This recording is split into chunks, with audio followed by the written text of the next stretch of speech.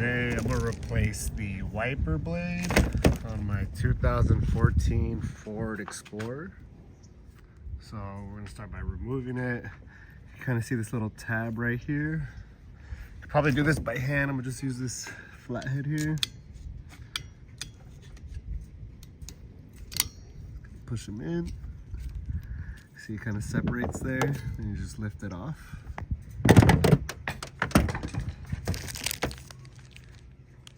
Just want to make sure they're the same length, which it looks like they are.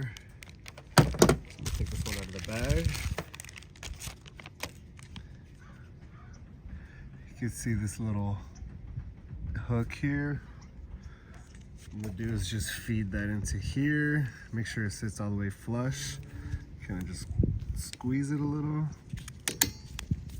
Feel it lock into place. Give it a little shake, make sure it's not loose.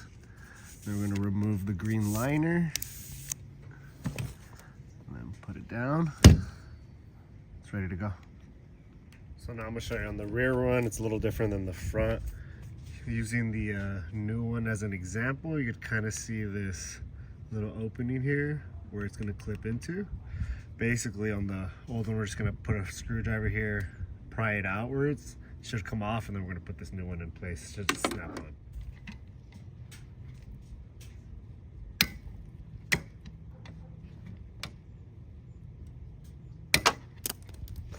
Perfect. Kind of see it broke a little bit. So line it up, just clip in. Here it snap.